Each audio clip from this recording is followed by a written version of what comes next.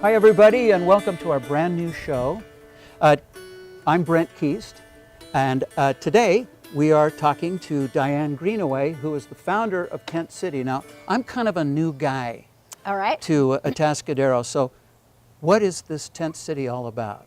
All right. Well, Brent, thank you for asking, and it's really nice to be here with our audience today.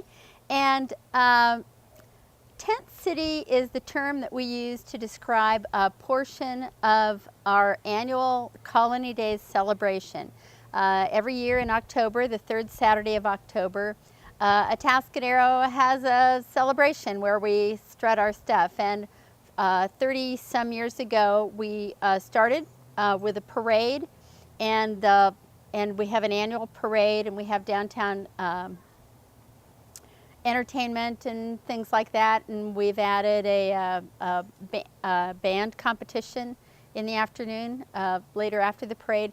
But about 10 years ago, 11 now, this will be our 11th year, a small committee, a subcommittee of a subcommittee, the entertainment committee, composed of Tom O'Malley, myself, and a couple of other people, came up with the idea of doing a recreation of Atascadero's first 2-3 years when everybody lived in tents.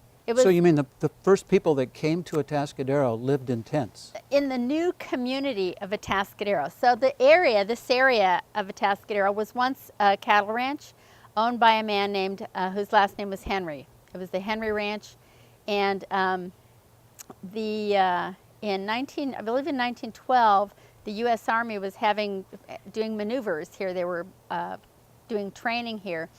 And a man named E.G. Lewis and his wife Mabel bought the Atascadero Rancho right out from under the Army. And I believe they signed the document in 1913. So last year we celebrated our 100 years and prepared it for the first people to come and take a look. Now, E.G. Lewis was a publisher. He was a promoter. And he published for women, and he published all over the world. He advertised for people to come on out, check out this new community, this new wonderful community where people would live with the benefit of the country, but the amenities and the culture of the city. And that was kind of the theme, really, of Atascadero. And if you walk around the administration building today, you can see mottos and phrases that were really part of the mindset of this community. So basically you're doing sort of like a recreation of this? The shortcut way to explain it is it's sort of like a Renaissance fair. Ah. But it's 1916 Atascadero. Now, if you were going to come to this, what would you expect seeing? Well, what you would expect to, when you walk through the gates, you're going to hear kind of music from that era. You're going to see people dressed in clothing appropriate to the period. Sort of like the way you are now? Sort of like the way I am now, that's right. A little flavor of that there. You'll hear, even from children, you'll hear, yes ma'am, no ma'am, yes sir, no sir. And you'll hear people share their stories of why they came to Atascadero, what they're checking out, where they might be living. You would see early, things like you might visit the bank, the land office. We've got a land office, a barber, a blacksmith, ice cream parlor. E.G. Lewis was a big one for people coming, staying. This was a place where people could stay. There were no hotels built in. It was pre-construction, but a place where people could stay while they checked the area out, or while they stayed while their homes were being built. And it was really pretty clever, pretty good idea. And he arranged for games and things like that for the children and for people to have a good time.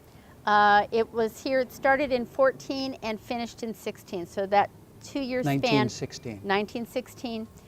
We've chosen 1916 because that was the year that the Atascadero News first started. And so we have newsies who sell newspapers. So that's something else people can expect to see is newsies yelling, paper, get your paper, 2 cents a copy, which is what the Atascadero News sold for.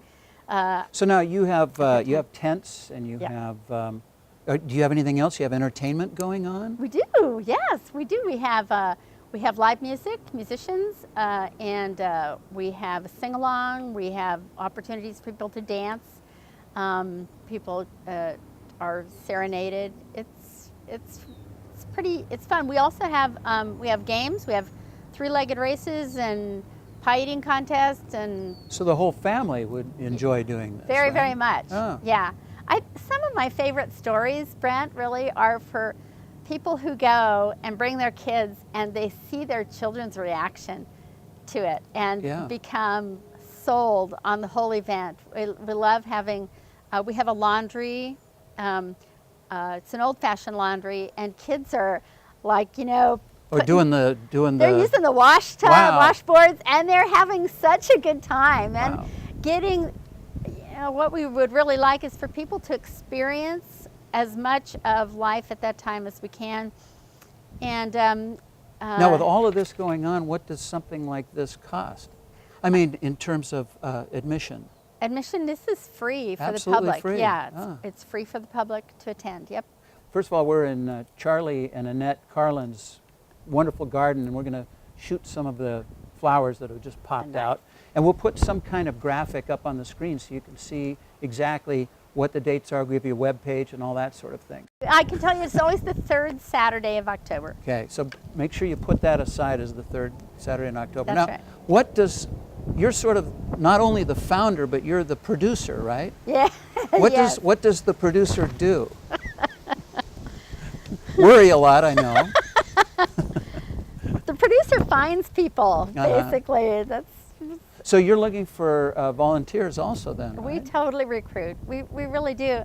Like a show, there's kind of a niche for everybody. Kind of, no matter what a person's talent or interest, we can find a spot for them to fit in. And people are kind of attracted to that recreating history by way of costume or by way of explaining things.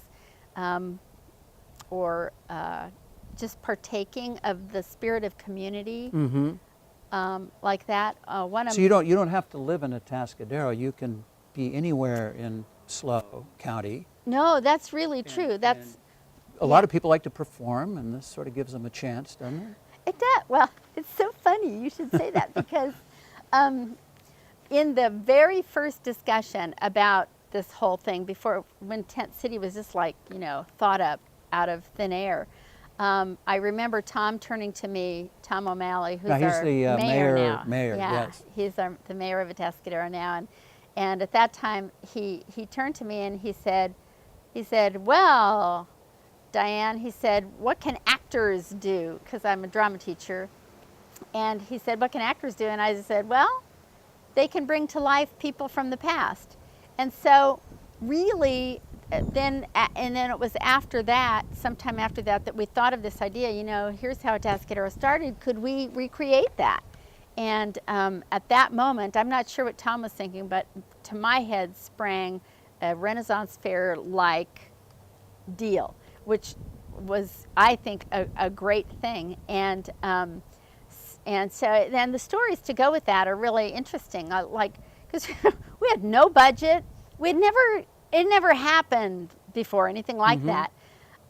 So I had my friend Suzanne Culver taught at Atascadero High School. She was a drama teacher there, and I talked to her, and she immediately got the idea. And she said, "Listen, I'll give you my drama students from the high school. I'll give you my advanced drama students at the Fine Arts Academy. You'll have a cast of 90. How would that do?" I'll go. 90. 90. Yeah. So is that how many people you're going to have in this particular? Well, I had 90 kids. Oh. And I never know how many for sure, but I think once you count all the exhibitors and the entertainers, as well as the actors that are out and about, we're over 100.